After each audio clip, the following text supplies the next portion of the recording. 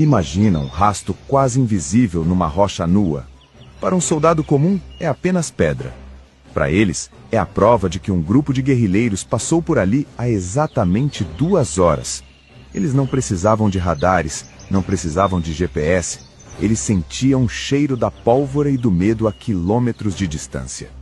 Eram conhecidos como os Flechas, uma unidade tão eficaz que o inimigo preferia enfrentar um batalhão inteiro de comandos do que um pequeno grupo destes rastreadores silenciosos. Mas há um detalhe que a história oficial muitas vezes esquece. Estes homens não eram soldados do exército. Eles pertenciam à PIDE, a Polícia Política de Salazar.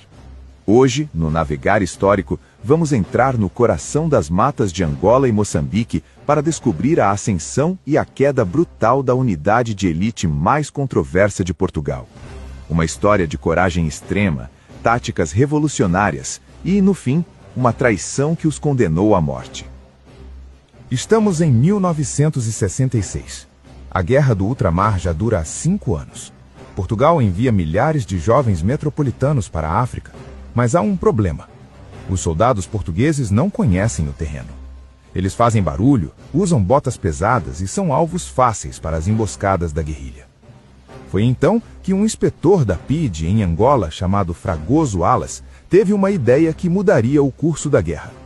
Ele percebeu que os melhores combatentes contra a guerrilha eram os próprios nativos, que conheciam cada árvore e cada rio. Mas ele não procurou soldados comuns.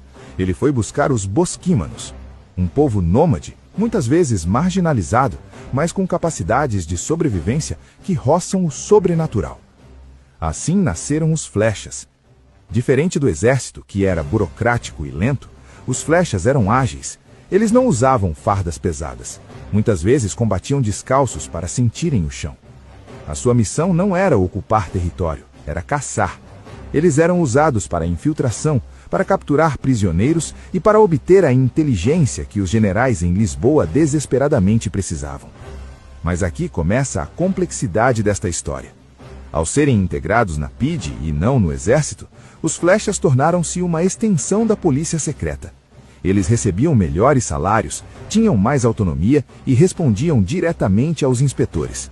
Esta ligação privilegiada dar-lhes-ia uma eficácia mortal na guerra, mas seria a sua sentença de morte na paz. Como é que um pequeno grupo de 10 ou 15 homens conseguia desmantelar bases inteiras? A resposta estava na guerra psicológica. Os Flechas tornaram-se mestres em usar o material do inimigo. Usavam as metralhadoras Kalashnikov capturadas, vestiam os uniformes dos movimentos de libertação e infiltravam-se nas colunas da guerrilha sem serem notados. Muitas vezes, a primeira vez que um guerrilheiro via um Flecha era também a última. O sucesso foi tão grande que a unidade começou a crescer. Já não eram apenas bosquímanos. Antigos guerrilheiros que desertaram do MPLA ou da UPA eram integrados nos Flechas. Eles conheciam os códigos, as rotas e os esconderijos dos antigos companheiros. Portugal tinha agora uma arma que o inimigo não conseguia prever, um espelho de si mesmo, mas treinado com a disciplina de elite da PIDE. Mas, enquanto nas matas de Angola os Flechas eram vistos como heróis invencíveis, em Lisboa o tempo estava a esgotar-se. O regime de Salazar e Marcelo Caetano estava por um fio, e ninguém avisou os Flechas de que o país pelo qual eles estavam a sangrar estava prestes a mudar de lado. 25 de abril de 1974. Em Lisboa, os tanques desfilam e o povo coloca cravos nas espingardas. O regime caiu.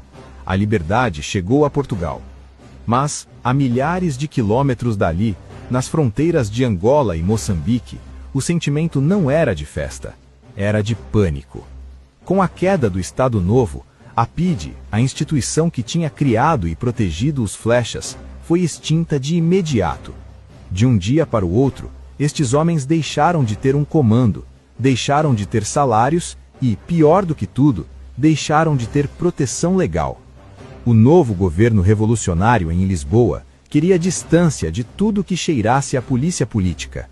Para os capitães de Abril, os Flechas não eram heróis de guerra, eram colaboracionistas e cães de guarda do antigo regime. Enquanto Portugal negociava a independência com o MPLA, a Frelimo e o PAIGC, os flechas tornaram-se um segredo inconveniente. Imaginem o choque. Homens que tinham passado anos a caçar guerrilheiros na mata, agora viam esses mesmos guerrilheiros a tornarem-se os novos donos do país. E Portugal, o país por quem tinham sangrado, estava fazendo as malas para se ir embora, deixando-os para trás com as mãos vazias e um alvo pintado no peito. O que aconteceu a seguir é uma das páginas mais negras da história militar portuguesa. Sem ordens de evacuação para Lisboa, os flechas africanos ficaram entregues à própria sorte.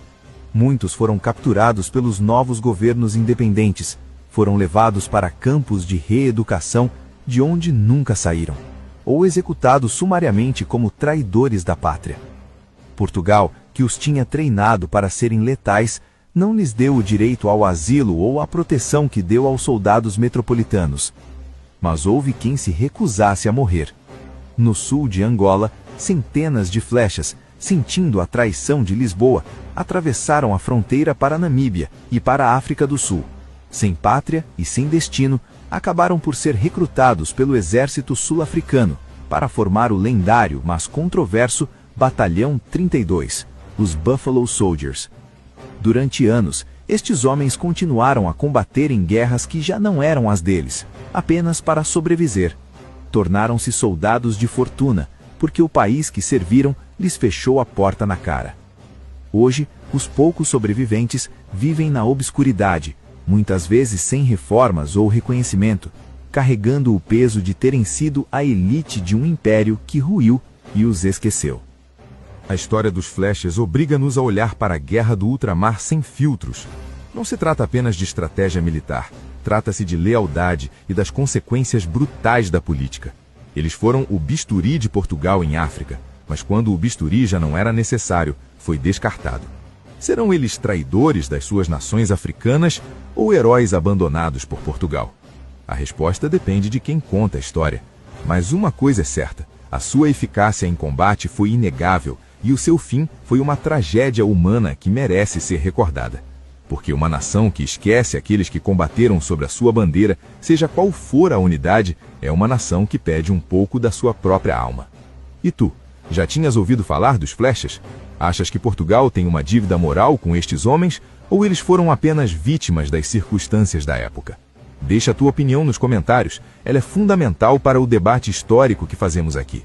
Se valorizas esse tipo de investigação, não se esqueça de deixar o teu gosto, subscrever o canal e ativar o sininho. Só assim conseguimos continuar a navegar pelos segredos da nossa história. Até a próxima viagem pelo tempo.